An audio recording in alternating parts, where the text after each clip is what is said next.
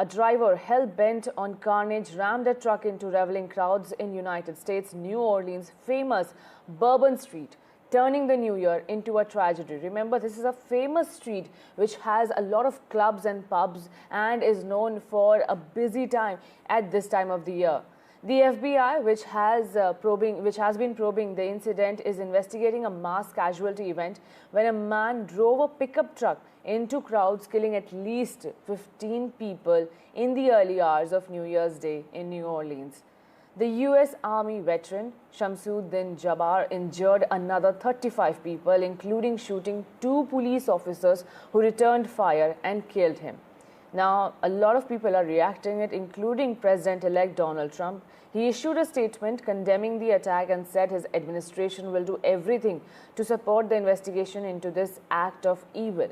He said, and I quote, "When I said that the criminals coming in are far worse than the criminals we have in our country, that statement was constantly refuted by Democrats and the fake news media, but it turned out to be true." For more, my colleague Canal and Bourbon reports. Take a look. I'm not going to comment until I speak to the group later. I've spoken to every member of the agency, from the CIA to our national security team, to our FBI, NSC, and we're gathering all the, and I spent a lot of time with the government, with the mayor. What was your reaction when you heard what happened? Well, the reaction was one of anger and frustration. The people of New Orleans are still in shock after a horrific attack on the streets of the French Quarter while they were just out to celebrate the start of the new year. A suspect now named as 42-year-old Shamsuddin Jabbar, a US citizen from Texas, has been killed, but not before he rammed his truck into crowds and shot at police. An ISIS flag was found in the vehicle, and the FBI says they're looking into a potential connection to terrorism, as well as saying they don't believe he acted alone.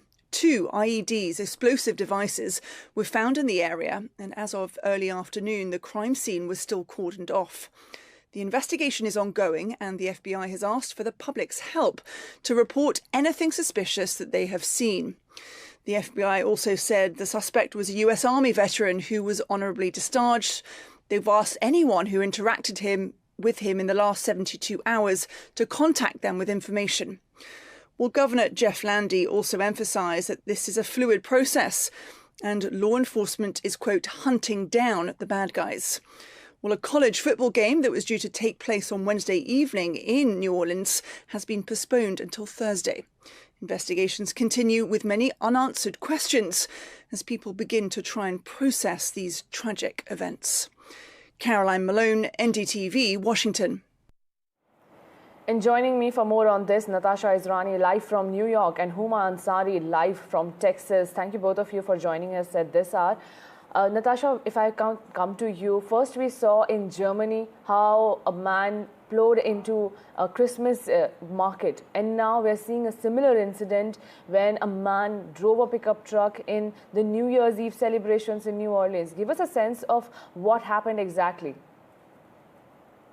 Yes, it is actually very ironic because the New Orleans police had known about these attacks in other countries, so it hadn't happened in New Orleans before, where a truck slams into crowds, and they saw potential for that happening in the crowded area of Bourbon Street, and it's very popular with tourists as well as people who visit the city in terms of pubs and musicians and all of that. So they had actually thought about it, and they were actually in the process of changing how they were going to stop stop access to some of those roads when there were a lot of people gathered. And that process which they had started, which was supposed to actually end in February next month, just before a massive football game called Super Bowl. And what happened with this truck and this attacker was that he was able to bypass a police car that was actually parked, which was blocking the road to pedestrians, but he was able to bypass that, go around that car, and then slam into people. And the death count has gone up now from 10 to 15 unfortunately, President Biden has come out and said, now made a statement this afternoon saying that investigators have told him that he was inspired potentially by Islamic State. Meanwhile, they're also looking, the investigators are also looking for what they consider to be three other accomplices of the attacker, likely a woman and two other men, who they say, according to camera footage, was seen planting potential improvised explosive devices in the French Quarter, two of which have already been defused. So it's an ongoing investigation by the FBI, and they'll be looking to see the man more closely, including now reports coming in that the attacker had said that he had indicated in videos that he had a desire, quote unquote, to kill. Right. Huma Ansari, the FBI is investigating this as an act of terror. Tell us more about what were the links behind, slapping these charges of terrorism in this case. Well, according to the FBI, it was an intentional attack, and the initial investigations do show DNA and fingerprints from inside the truck, which were more than one person. So definitely it was something which was not done solely. It was an act where other people were involved. And the fact that the suspect chose, I wouldn't say they're not so popular, but they chose to go through, rent a car through Truro, so that locating them would be slightly more difficult than, as per the regular car rentals, more compared to the regular car rentals. Also, the fact that they were in an Airbnb and, things of this nature are kind of connecting to, are indicating towards a terror attack. And we can't take over the fact that the suspect was part of the army for almost a decade, on and off, as an IT, in a non-combative position, in an IT services position. And the video that's not now been taken off YouTube does indicate that this person had interest of definitely inflicting harm on people. Right. Natasha, if you can give us a sense of the area where the attack happened. It is a very busy, street, and this is a very famous Bourbon Street where the attack happened. Is this why, the attacker knew that there will be a busy time of the year at this street? That is why probably the, attacker identified this area, as there were reports that he wanted to kill as many people as possible. Absolutely. I've actually been in that area years ago when I was still new to this country. But I will say that area is where you go and visit. There are a lot of musicians, there are a lot of bars, there are a lot of clubs. There's a lot of history to that district as well. That is the district, the French Quarters, where everybody heads, not just the tourists, but also the locals. And the locals would have also been there that night. It was New Year's Eve, and this happened at about 3:15 in the morning. So 3:15 in the morning, the revelers, people bringing in the new year, were very much still there.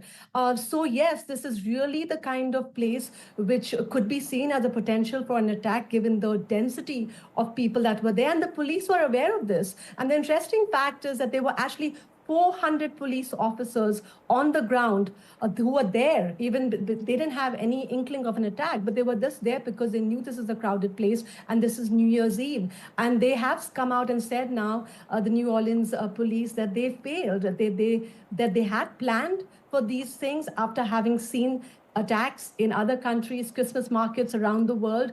They had planned for this, but unfortunately their plans were didn't want enough to protect the crowds gathered there. Right. Huma Ansari, we are also being told that the suspect was not acting alone. There were other associates. Also tell us, give us a sense of background of this person, the accused, who was shot dead at the moment when the incident happened, but he also served in the army. Yes, he did. And although he was born and raised in the U.S., 2 hours away from Houston in a place called Beaumont, Texas, his roots head back to Bangladesh. So, from Bangladeshi origin, this person was an IT specialist. And there are some, within the Houston community, there is a lot of information that is being shared.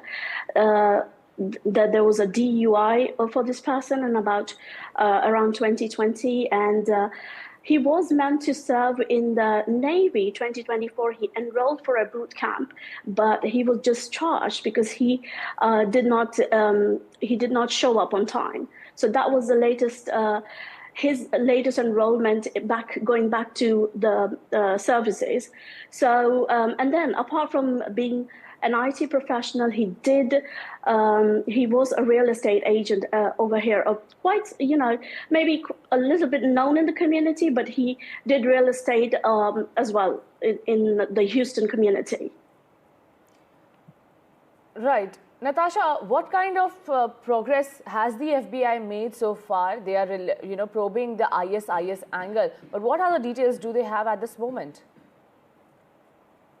Well, at the moment, they're really focusing on also trying to make sure that that area is safe and locked down, because there's a huge, as you mentioned in your report earlier, there was a huge game that was supposed to be held here, held in New Orleans on Wednesday, that has been postponed to Thursday, which is tomorrow, because of security concerns. And this is also the same place, with less than a mile away, that there's a big venue for a major football game, the National Football League game, which is in February. Super Bowl is one of America's biggest sporting events. So a lot of focus right now is on securing and making sure that they want any other accomplices. And which is why I mentioned that they are looking out for one woman and two men who they think might have been involved in supporting this attacker, but those confirmations haven't come yet. And they are also, other than the Islamic State, they are also still investigating whether he was inspired by any other terrorist groups.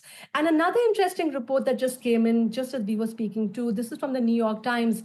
Right. From the New York Times, the report is coming in that apparently the attacker had given an interview saying after he left the military that he was having a difficult time adjusting to civilian life, that some of the military jargon that used was also becoming irrelevant. So the different leads here, and more information to come in future days. Certainly. Thank you so much, Natasha Israni and Huma Ansari, joining me at this hour. We will come back to you after certain reports come out. Thank you so much for giving us those details.